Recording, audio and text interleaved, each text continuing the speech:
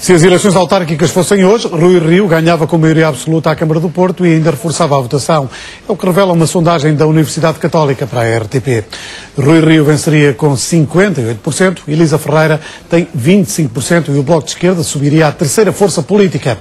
A maioria dos inquiridos faz uma avaliação positiva do trabalho do autarca à frente da Câmara do Porto e elege a degradação dos edifícios como o principal problema da cidade. Adivinha-se uma vitória bem folgada. A 3 meses e meio das eleições, Rui Rio mantém a maioria absoluta na Câmara do Porto e ainda aumenta a vantagem sobre o PS. Tem mais do dobro, segundo uma sondagem da Universidade Católica. A estimativa revela que a coligação PSD-CDS-PP conquista 58% das intenções de voto.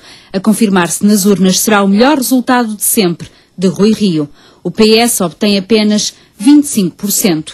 O Bloco de Esquerda sobe para a terceira força política da cidade, consegue 8%. A CDU, 5%. Outros partidos somam 2%.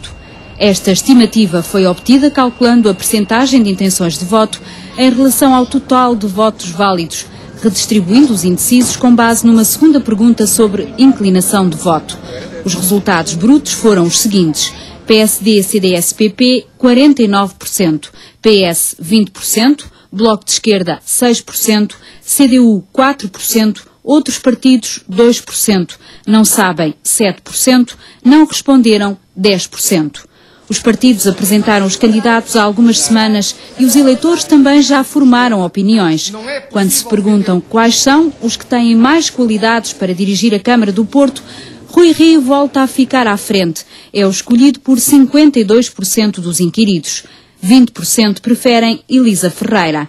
Rui Sai é nomeado por 7%, mais do que as intenções de voto da CDU. Já João Teixeira Lopes tem 3%, menos do que a percentagem dos que declaram que vão votar no Bloco de Esquerda. Outro candidato entendem 3%. Rui Rio foi eleito 2 vezes para a Câmara do Porto. Está há 8 anos a comandar os destinos da segunda cidade do país e a maioria dos inquiridos dá boa nota à atuação do autarca. Tem sido globalmente positiva, afirmam 54%. Globalmente negativa, dizem 15%. Nem uma coisa nem outra, consideram 27%. Apesar desta apreciação, os portuenses continuam a pensar que a cidade ainda tem problemas graves e muito graves que é preciso resolver. No topo das preocupações está a degradação dos edifícios. É o problema apontado por 88% dos inquiridos. A criminalidade surge em segundo lugar. A falta de habitação a preços acessíveis está em terceiro. O excesso de trânsito e o estacionamento vêm logo a seguir.